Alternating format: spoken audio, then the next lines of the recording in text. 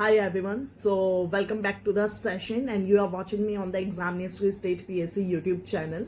Now let us start with the class. So just to inform you that we have completed environment PYQs so far, and this is the polity session. So in polity also we have completed most of the chapters, and now we are just moving towards the completion. So let us start with the class. Okay, so the very first question on your screen, and today we are going to discuss the Supreme Court. Okay, inaugurated in India. तो inauguration कब हुआ था India में supreme court का? 28 जनवरी 1950.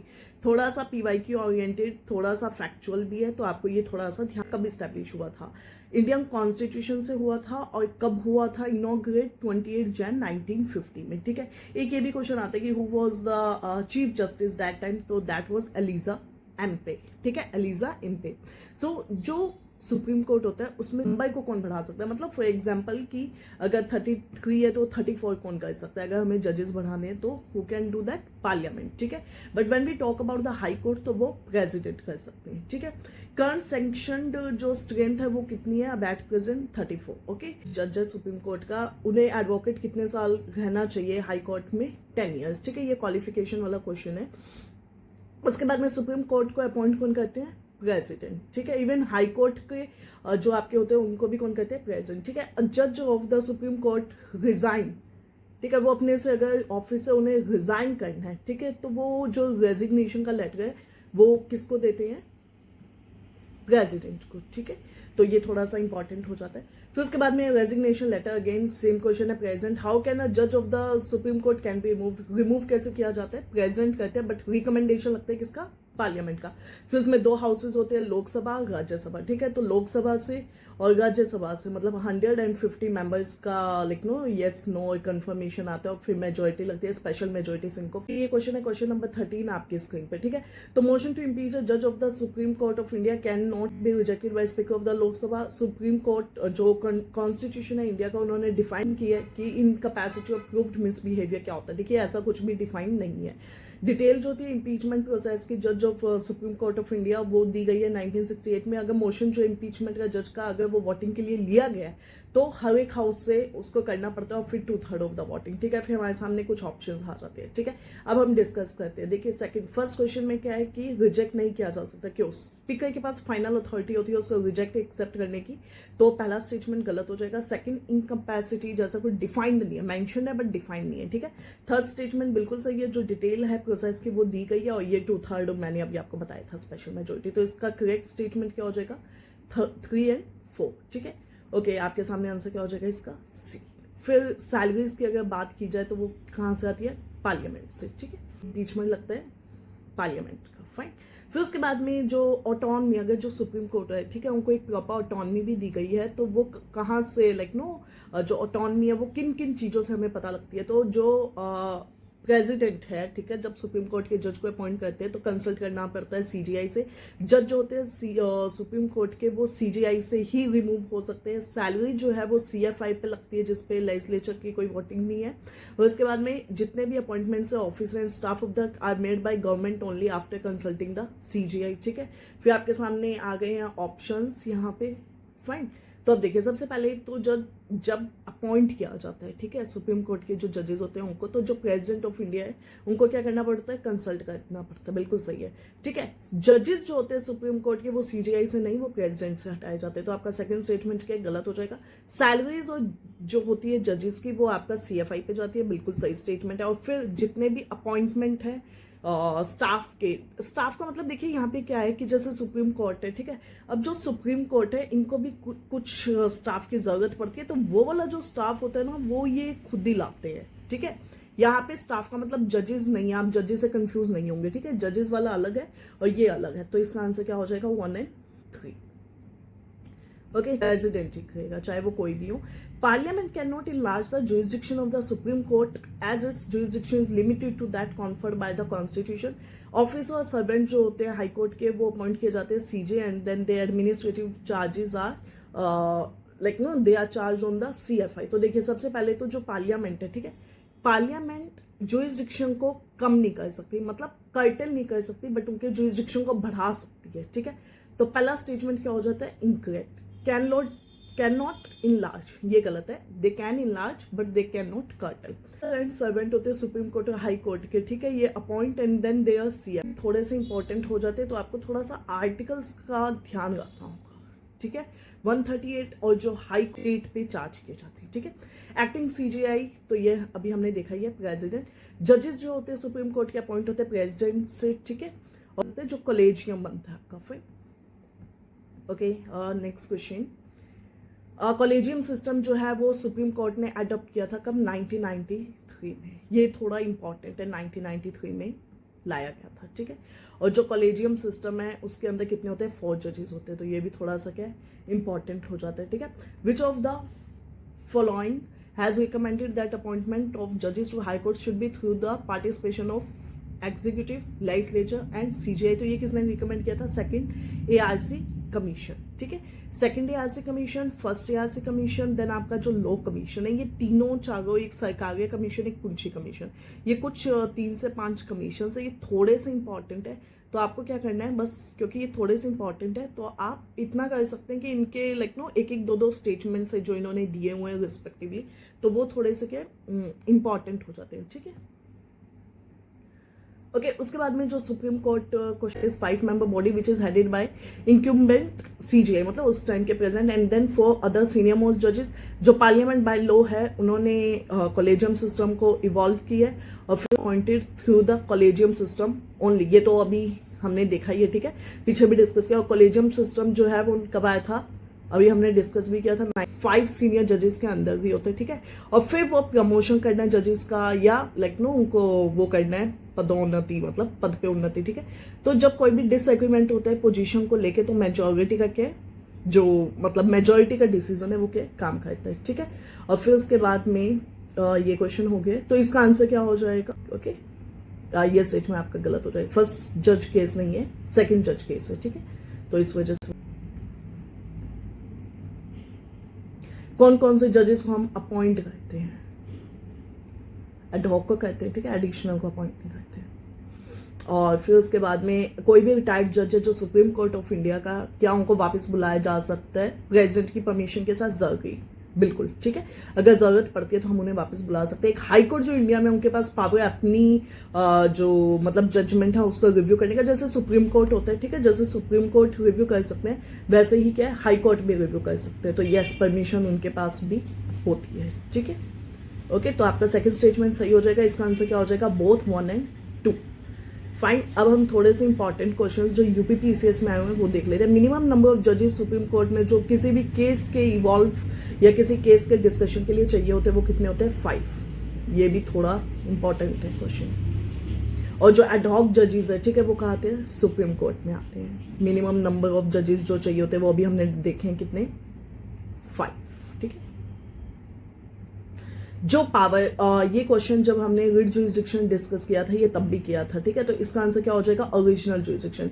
Original jurisdiction supreme court, और writ jurisdiction की बात की जाए तो आर्टिकल नंबर क्या हो जाता है? 32, ठीक है। वो किसका है? Writ jurisdiction of supreme court का, ठीक है। तो ओरिजिनल जुरिसडिक्शन का मतलब क्या होता है कि कोई भी है वो, ओरिजिनल जुरिसडिक्शन का मतलब है कि वो सीधा जा सकते हैं, उसमें कोई भी अपील नहीं लगेगी, मतलब नहीं लगाने की जरूरत पड़ती, आप सीधा जा सकते हैं, ठीक है।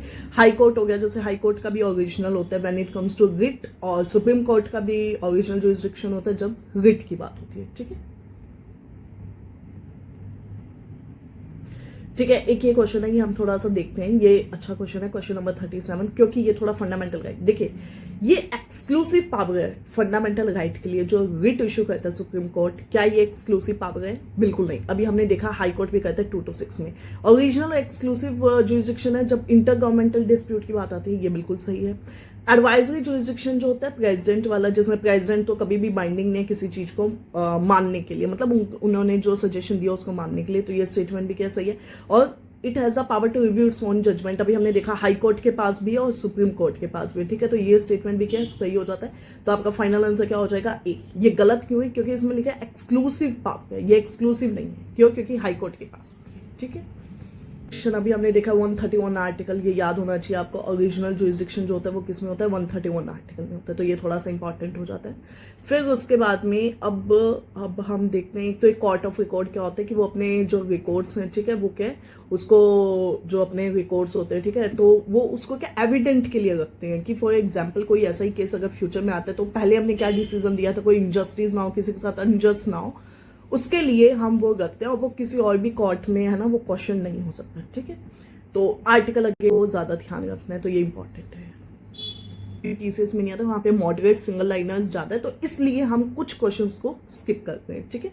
उसके बाद में कोर्ट ऑफ रिकॉर्ड जो है वो किस किस को पता है, दोनों को पता है, दोनों एविडेंस के लिए अपने पास चीजें रख सकते हैं, प्लस वो अपने कल्स आ गए हैं। 124 supreme court to be a court of record, ये बिल्कुल गलत है, ठीक है। अभी देखा हमने 129, 124 में तो इनके अपॉइंटमेंट और वो सब आ जाता है, ठीक है। 131 किसका अभी हमने देखा था, ओरिजिनल जुरिस्डिक्शन, किसका है 131, ओरिजिनल जुरिस्डिक्शन, तो ये बहुत इंपॉर्टेंट है, ठीक है।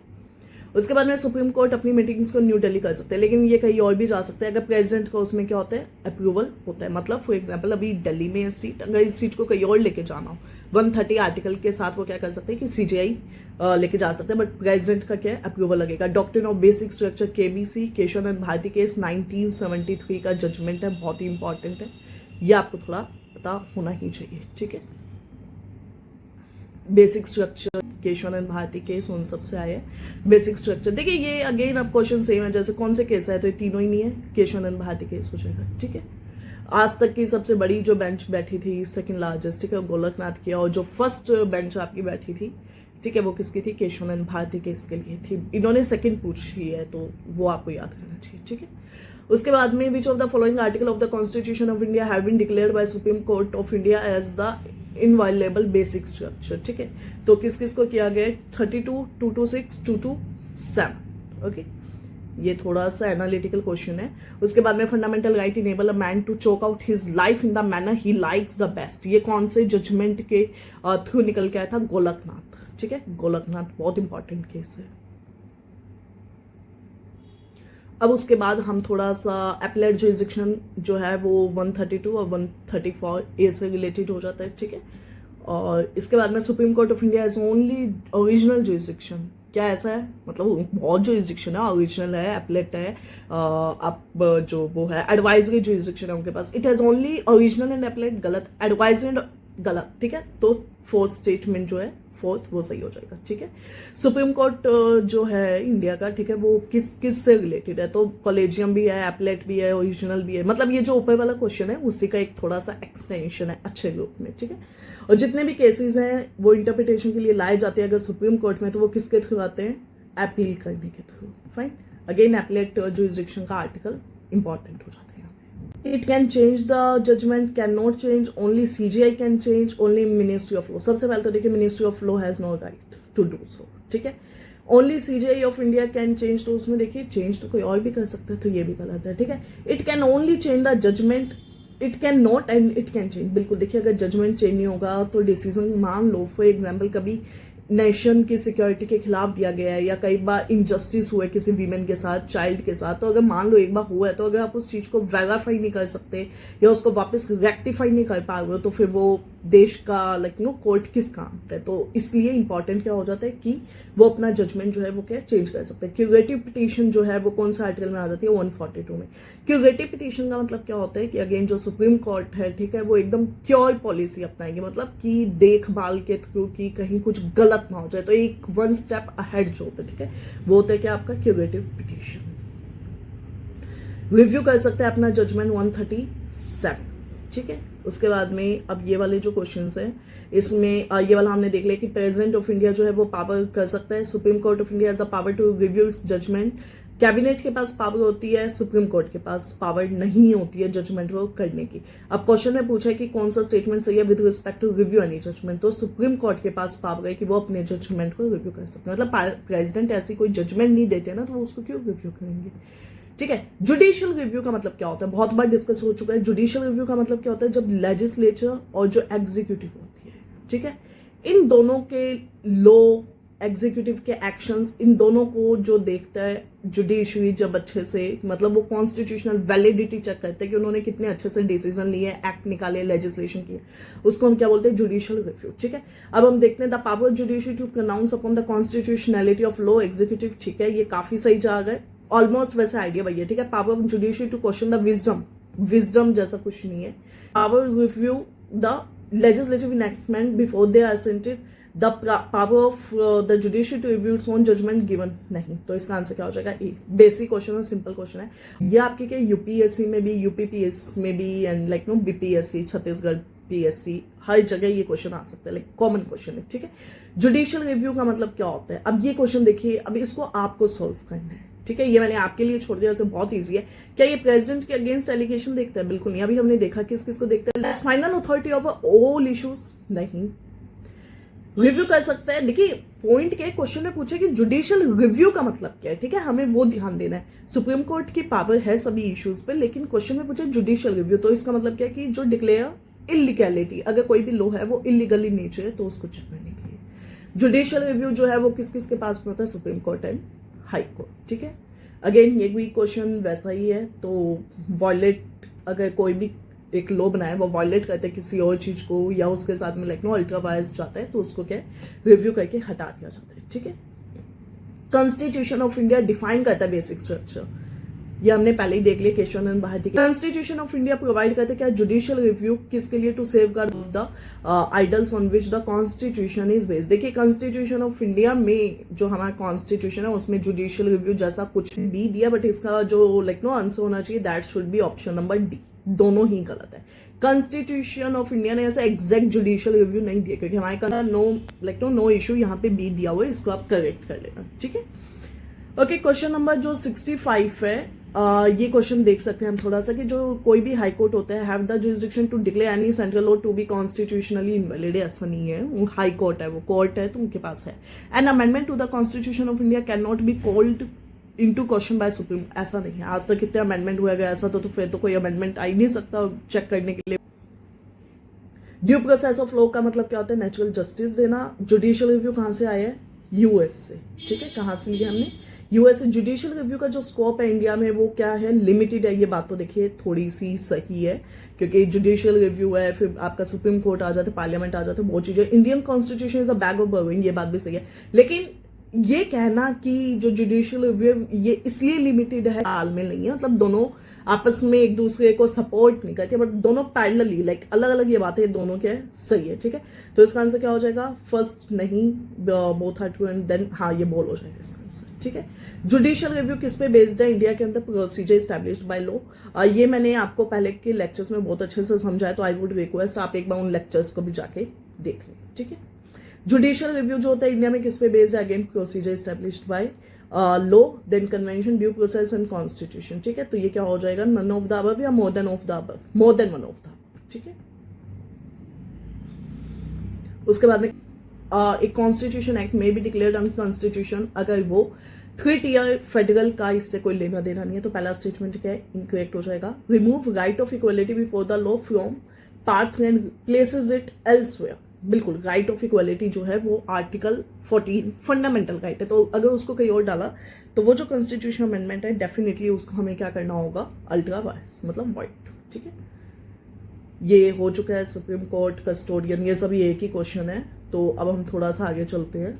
मतलब देखिए पॉइंट क्या है ना, ऐसे एक ही क्वेश्चन को सॉल्व करेंगे जो कि ऑलरेडी हो चुका है, तो उसका कोई पर्पस नहीं है। ठीक है, उन क्वेश्चंस को आप थोड़ा स्क्रीन पे देखते चल सकते हैं साथ साथ में। फाइन, हमने कितनी बार डिस्कस कर लिया, तो क्या हो जाएगा, parliament.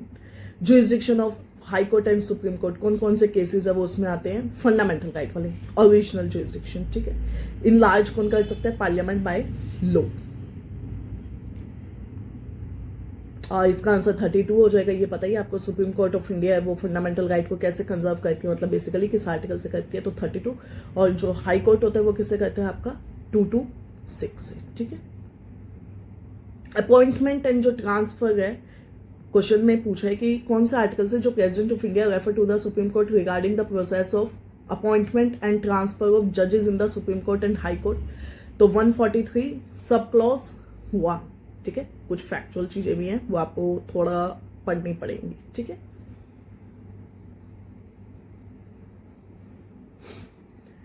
Okay, advisory power of the Supreme Court of India imply that it may, question number 86, ठीक है। तो जो एडवाइजरी पावर्स होती है वो उसमें क्या होता है कि जो सुप्रीम कोर्ट से प्रेसिडेंट कुछ एडवाइस मांगते हैं दो विषय पे, एक तो कॉन्स्टिट्यूशनल ट्रीटीज और कुछ कन्वेंशन होते हैं और कुछ कॉन्स्टिट्यूशन के अंदर जो लॉ के क्वेश्चन होते हैं उस पर, ठीक है। तो पब्लिक इंपॉर्टेंस एंड ऑल के, तो अगर प्रेसिडेंट जो है उनको जब एडवाइस मिलती है तो मानने को बिल्कुल ही बाध्य नहीं है, मतलब उन पर बाइंडिंग नहीं है सुप्रीम कोर्ट की कोई भी एडवाइस। लेकिन सुप्रीम कोर्ट बाइंडिंग है अगर कोई कॉन्स्टिट्यूशनल ट्रीटीज से इंपॉर्टेंट चीज कुछ होती है तो, ठीक है। तो इसका आंसर क्या हो जाएगा? ई। एडवाइस किस किस चीज पे देते हैं? जब प्रेसिडेंट मांगते हैं तब, अपने आप से वो नहीं देंगे, ठीक है। Until unless president ask they can't provide the advice. ये क्वेश्चन भी ऑलमोस्ट उसी लाइन पे, ठीक है। अगर वो एडवाइस मांगते हैं अपने आप ही नहीं, जब वो एडवाइस मांगते हैं तब।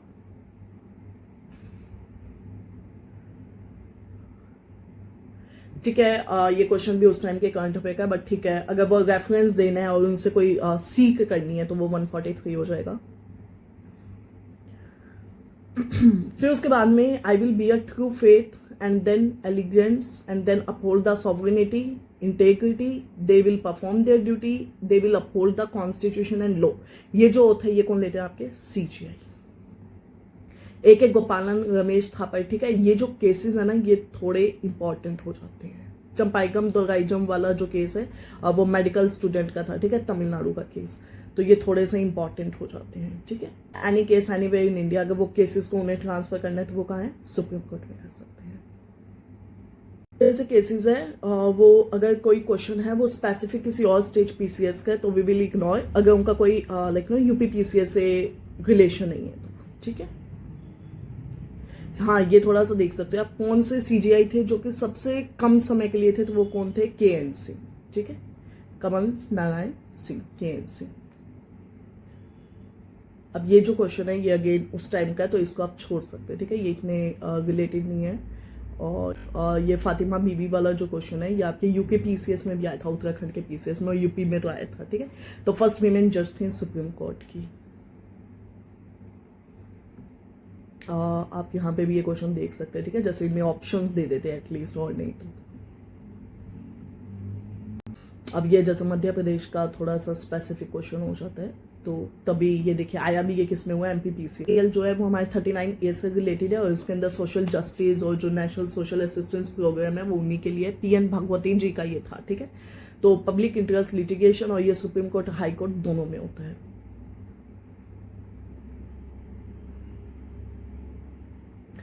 ये थोड़ा इंपॉर्टेंट है कि वो सीजीआई कौन थे, मतलब जिनके टाइम में पीआईएल आया था तो वो सीजीआई कौन थे, तो वो कौन थे? आपके जब पीएन भगवती थे, ठीक है। तो पीएन भगवती के टाइम में ये जो केसेस था ये चल रहा था, तो जो हुसैन आगा वाला केस हमने डिस्कस किया था बिहार का, ठीक है। तो जब पीआईएल आया था तो पीआईएल के छूट, ओके, एंड जो पीएन भगवती थे वो 17th थे।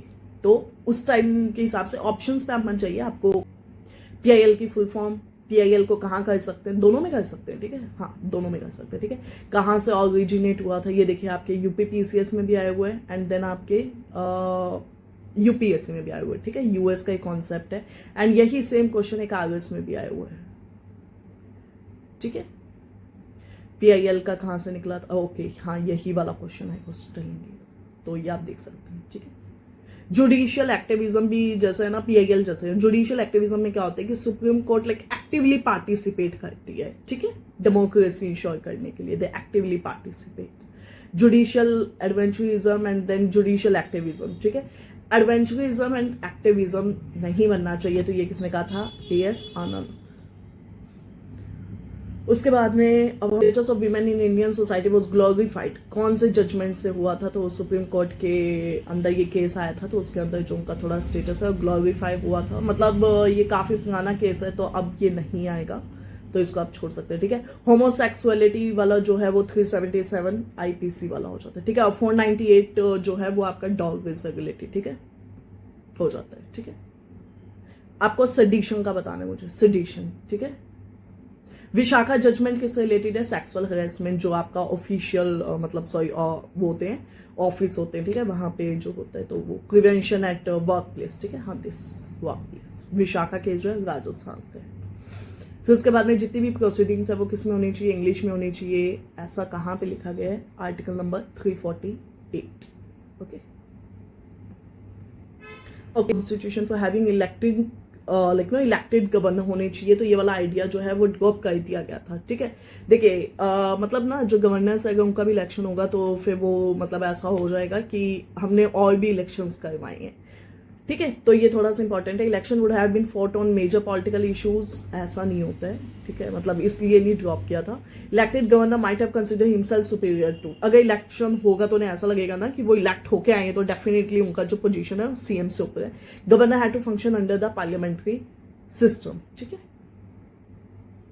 प्रेसिडेंट वाली एज होती है। ठीक है, एक तो ये सिटीजन बाय बर्थ ऐसा नहीं होता है, ये सेम प्रेसिडेंट वाला क्राइटेरिया इसका इन पॉइंट्स को लेके, बाकी नहीं होता है। ठीक है, he must be eligible to be a member of the Lok Sabha, ऐसा नहीं है। और गवर्नर जो है वो 2 स्टेट का हो सकता है, 2 से ज्यादा का। ठीक है, ये सही है। तो इसका आंसर क्या हो जाएगा आपका, पहला गलत हो जाएगा, दूसरा सही है, थर्ड गलत, फोर्थ सही। तो 2 and 4। ठीक है, चलिए कॉन्स्टिट्यूशनल हेड कौन होता है गवर्नमेंट का, आपका गवर्नर। स्टेट गवर्नर को जो अपॉइंट आउट कौन करते हैं, प्रेसिडेंट। और आर्टिकल्स क्वालिफिकेशन किस में है, 157 में। गवर्नर जो है अपॉइंट किस होते हैं, प्रेसिडेंट से। ठीक है, ये हो गया जो प्रोसेस। ओके, ये कौन सा क्वेश्चन है, क्वेश्चन नंबर 8। ठीक है, तो जो गवर्नर है उनको ओथ लेनी होती है, बिल्कुल। जो फॉर्मेट है ओथ और अफर्मेशन का 3rd शेड्यूल में दिया गया है, नहीं गवर्नर का नहीं है उसमें। ठीक है, governor shall make and subscribe the oath in the presence of the supreme court and then, अगर वो नहीं है तो जो मोस्ट सीनियर जज होंगे। ठीक है, और जो प्रोसेस ओथ और अफर्मेशन का गया, ठीक है, ये सही है। तो करेक्ट पूछा गया क्वेश्चन में, करेक्ट आंसर। तो इसका आंसर क्या हो जाएगा, 1-3 सही। Can be of more than 1 state, सही, जैसे पंजाब हरियाणा। ठीक है, hold office for a term of 5 years, he can be removed earlier if legislature of the concern state pass relation, वो जैसे जो गवर्नर होते हैं, जैसे प्रेसिडेंट है, उनको क्या है रिमूव करते हैं। ठीक है, प्लेजर पे होते हैं उनके, तो ये क्या है, गलत हो जाएगा। ओथ कौन दिलवाते हैं, सीजे ऑफ हाईकोर्ट, अगर वो एब्सेंट है तो मोस्ट सीनियर जज। No governor can be removed till his completion, no governor can continue in office beyond the expiration of 5 year। See they can, अगर इंक्यूमेंट अगर नहीं आते हैं तो वो कर सकते हैं, और कोई भी गवर्नर है वो रिमूव नहीं किया जा सकता, ऐसा नहीं है, दे कैन बी रिमूव। ठीक है, तो ये स्टेटमेंट और वो स्टेटमेंट दोनों गलत हो जाएंगे। Appointed by president, correct. Pleasure of president, बिल्कुल सही। Head of the state executive power, exactly. और नॉर्मली 5 years के लिए होते हैं। ठीक है, फिक्स टर्म नहीं होता, बट वैसे नॉर्मली 5 years होता है। रिस्पॉन्सिबल किसका, प्रेसिडेंट को, क्योंकि वही लाते हैं और वही रिमूव कर देते हैं। ठीक है, who remains in office as long as president of India wishes, governor. Governor क्योंकि अभी हमने डिस्कस किया उनके प्लेजर पे होते हैं। ओके, चलिए, same person can not be appointed, बिल्कुल गलत, किया जा सकता है। ठीक है, तो ये गया। जज ऑफ जो होते हैं वो अपॉइंट होते हैं गवर्नर से, बिल्कुल गलत। प्रेसिडेंट्स होते हैं, तो ये भी गलत। कोई भी प्रोसीजर नहीं बताया गया कि रिमूवल कैसे होगा, बिल्कुल सही है। In case of the UT having a legislature, CM appointed, गलत। ठीक है, तो इसका आंसर क्या हो जाएगा, कैट, सी। ये तो राज प्रमुख वाला जो है, ये इंडिया मतलब हमारे राजस्थान में है, तो ये स्टेट हुई ऑर्गेनाइजेशन कमीशन। ठीक है, मतलब उन्होंने क्या बोला, पहले राज प्रमुख होते थे यहाँ पे 1956, तो राज प्रमुख को हटा के फिर नई पोस्ट बनाई गई, दैट वाज गवर्नर, मतलब उस पोस्ट को ही बदल दिया गया। गवर्नर की जो सैलरी है लॉ ऑफ स्टेट, यूटी जो है उसको कौन एडमिनिस्टर करते हैं, प्रेसिडेंट। ठीक है, प्रेसिडेंट। उसके बाद में यहाँ पे ये क्वेश्चन देख लेते हैं। अगर मान लेते हैं जैसे एक प्रेसिडेंट है वो पंजाब के हरियाणा के दोनों के कॉमन है। ठीक है, अगर कॉमन है ना तो प्रेसिडेंट रेशियो में डिसाइड करता है, वरना वैसे निकलते हैं। लेकिन अगर 2 जगह के कॉमन है तो उसमें क्या होता है, प्रेसिडेंट निकालते हैं। ठीक है,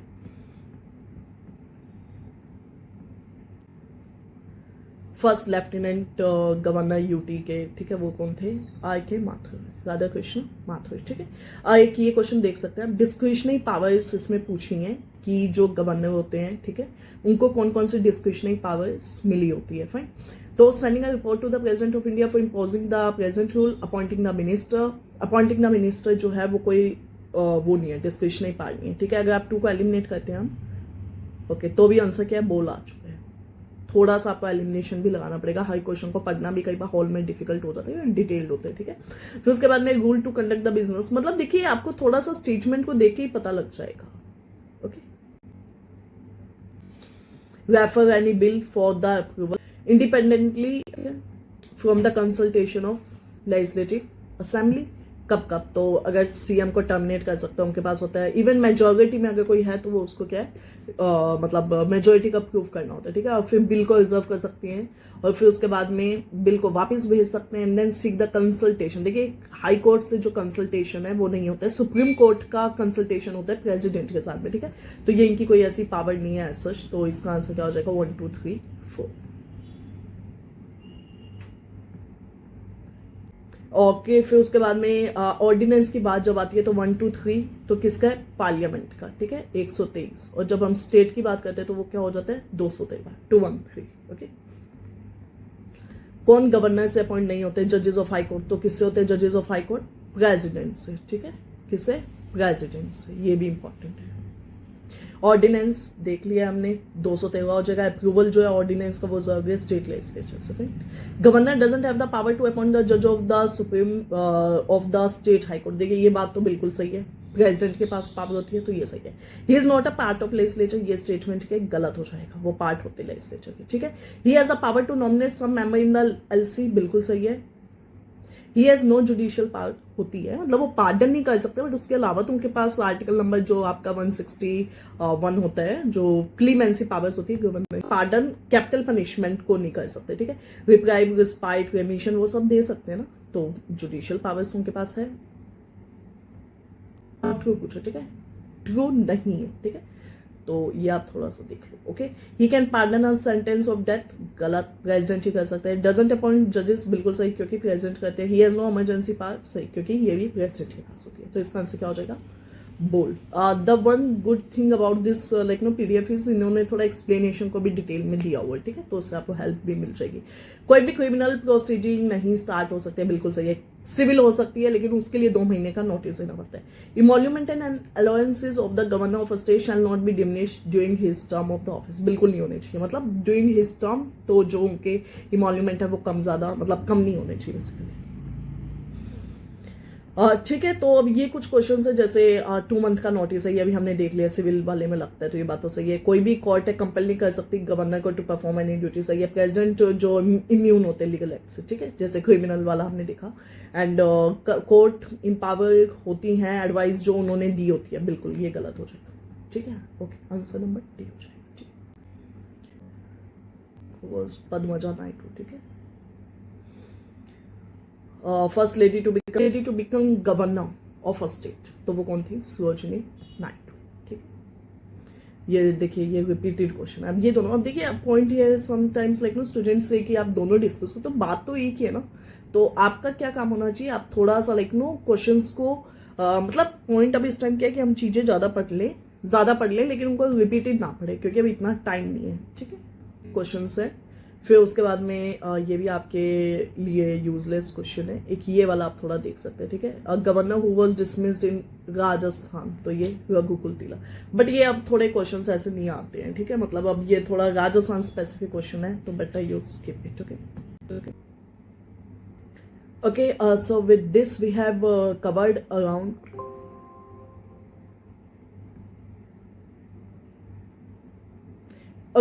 so with this we have covered around 2 chapters in this class. So now next we will be starting with the state legislature.